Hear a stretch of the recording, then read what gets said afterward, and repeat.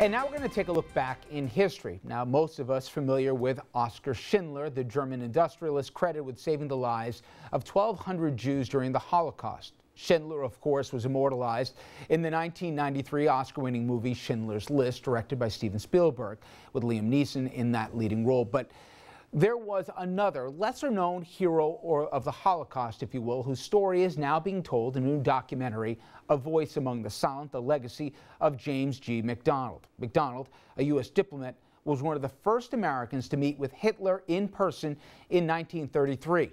And alarmed by Hitler's threats, MacDonald, he warned world leaders, including President Franklin Roosevelt, of the imminent threat that he foresaw. In the end, the son of a Catholic immigrant ended up rescuing thousands of Jewish refugees from the Nazis. MacDonald's story may have gone untold had his detailed diaries not been discovered in 2003 and later published by Indiana University Press. Now, in a 53-minute documentary, director Shuli Eshel recounts MacDonald's heroic efforts. The film includes rare period footage and exclusive interviews with MacDonald's family, editors of his diaries, and historians in the U.S. and Israel. The documentary had its world premiere in New York over the weekend and is showing this evening at 7:30 at the Bowtie Cinemas in Great Neck, Long Island. The film will also have 2 additional showings in Illinois next month. Now, here to talk more about the film is the director, Shuli Eshel, and she's kind enough to spend a few minutes with us. Amazing story. You know, I'm curious, even for historians who followed this, did people realize how prominent a role he had in both obviously alerting the then President Roosevelt, but also, moreover, in future positions he held down the line, how much of an important figure he was in so many lives? Well, I believe that James McDonald was very important, but only historian and very few people knew of his existence. He was like a footnote in history, or if you like, fell in between the cracks. But with the discovery of his diaries, people understood the importance of what he had meticulously wrote in his diaries and how much he did from the moment he met Hitler in 1933 until he became the U.S. ambassador to Israel. It's a long road. And if we could, I want to play the clip. And again, this is the voice you hear here is his daughter, a retelling about that fateful meeting in 1933, the face-to-face meeting that Mr. MacDonald had with Adolf Hitler. My father, not only from talking to Hitler then, but talking to various Nazis, really came away from his 4-week visit with the feeling that there was no future for Jews in Germany. Shuli, did he have any idea, MacDonald, just how much of a genocidal lunatic that Hitler was and how serious maybe some of the back chatter was about Hitler's ambitions? Obviously, he walked away from their meeting believing that this guy was serious about his intentions.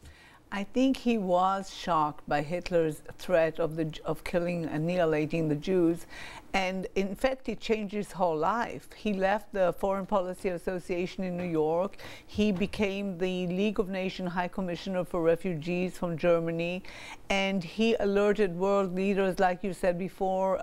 He met with President Franklin Roosevelt numerous times.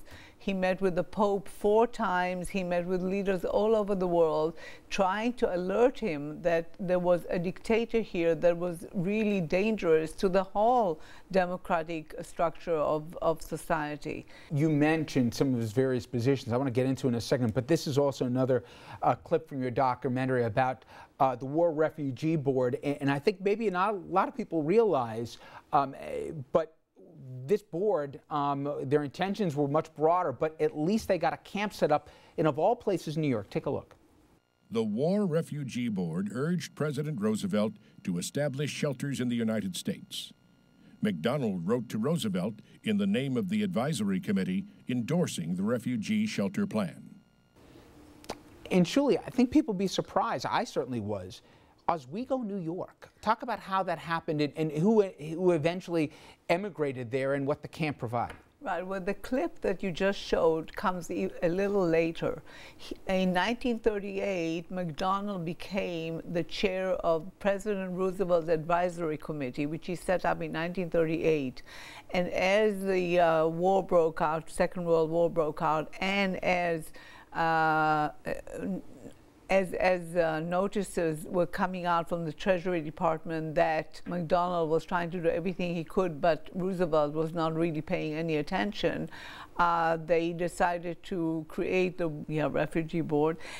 And he immediately endorsed that, and they set up a camp in Oswego, New York, and that was unfortunately, sadly, the only camp that they set up of Jewish refugees from Italy, and there were mainly women and children in that camp. He made it his life's work, really, that meeting in Hitler that we showed earlier, and then his work both as on the advisory committee, and then he became the first ambassador to Israel. Did anyone try to quantify how many lives he, not alone obviously, but he may have saved? We talked about Oskar Schindler, and I think people's introduction in the early 90s, that movie, people realized he saved more than 1,000 people. The same could be said, if not even to a multiple of that, with Mr. McDonald. Right.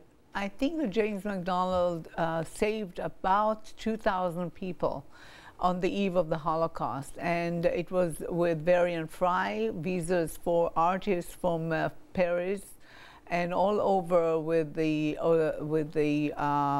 Kwanzaa, the ship. There were 97 refugees that he saved, and so forth and so forth. In the film, there's a clip which shows then President Harry Truman recognizing the good works, but there's also a clip that I like to play now about the Credo of James McDonald. Take a listen.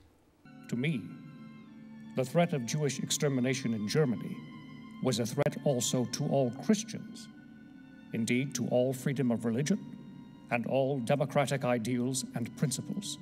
The threat to Jews was not only a hideous wrong, but also created a world problem of overwhelming significance. I think it's also important to recognize when we hear this, this is from a Scotch Catholic. He mentions it in there as well here. He even used the term, if we went even a little further, that he is one of those Aryan faces, if you will. But it was his credo about, this wasn't just about Jews, this was about humanity. Right.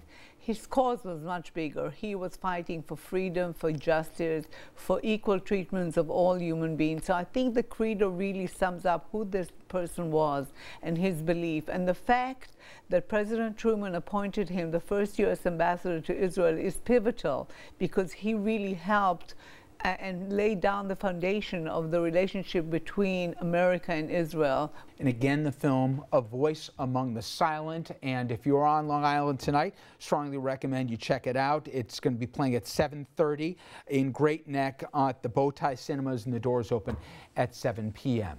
Shuli, I appreciate a few minutes, and best of luck with the documentary. Thank you. We'll be right back on RFL. Stay with us.